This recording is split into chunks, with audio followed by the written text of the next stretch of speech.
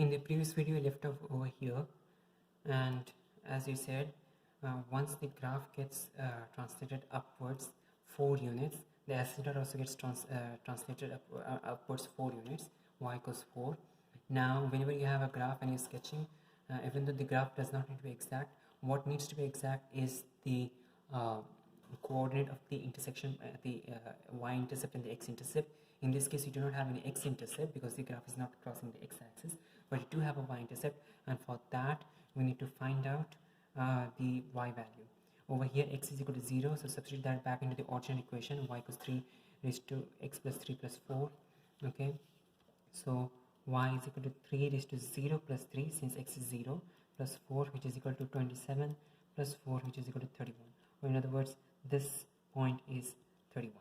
So that's your point, that's the final graph answer over here. Now one thing more to be noted down is the fact that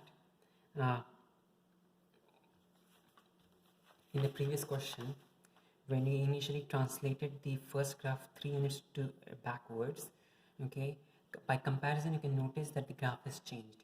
Usually if you draw these graphs separately on separate graph on separate axes, in that case it's usually not that apparent, the difference between these graphs. And another example that we'll be giving over here is, let's consider the graph of y equals 2x. Okay, y equals 2x looks like this, and so does y equals 3x. So y equals 2x and y equals 3x both look like this. Y equals 3x and y equals 2x both look very much similar, and usually it's on a sketch it's not possible to explain the exact difference between the two graphs. But if you do both the graphs on the same axis, if you try to sketch both the graphs on the same axis, you'll be able to notice the relative difference between the two graphs. If y equals 2x is such, in that case y equals 3x is going to be such. Both the graphs are going to pass through the point 1. That does not change. Irrespective of whether it is y equals 2 raised to x, y equals 3 raised to x, or y equals 10 raised to x. Okay, so irrespective of whether it's y equals 2 raised to x, y equals 3 raised to x, or y equals 10 raised to x, all the graphs are going to pass through 1. On the right side, when x is positive, 2 raised to x is going to be less than 3 raised to x, which is going to be less than 10 raised to x. On the other side though, it's going to be the reverse. 2 raised to x is going to be the highest. 2 raised to x is going to be the very top graph. The middle graph is going to be 3 raised to x, and the very bottom graph is going to be 10 raised to x.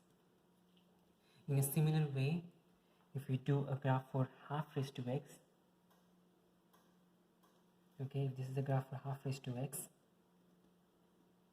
okay, 1 by 3 raised to x is going to be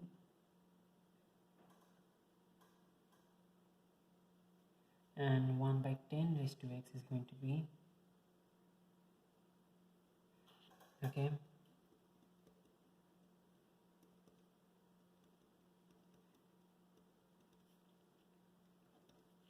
so 1 by 2 raised to x is going to be the one on the one below. 1 by 3 raised to x is going to be above, and 1 by 10 raised to x is going to be higher than that. On the other side, on the other hand, on this side it is going to be the exact opposite. The one on the very top is going to be 1 by 2 the whole raised to x. The one in the middle is going to be 1 by 3 the whole raised to x, and the one at the very bottom is going to be 1 by 10 the whole raised to x. So again, over here, if a is positive, in that case, on this side, the side where the graphs are increasing exponentially, smaller a means lower curve and larger a means higher curve. Okay, so this is a smaller a and this is a larger a. Okay, smaller a is lower curve, higher a is larger a gives a higher curve. Okay, on the other hand, if a is less than 1 for the side that is increasing, okay, larger a is going to have a smaller lower curve, and the smaller a is going to have a larger curve. Yes, the pattern is just the opposite over here. With that, we end this video.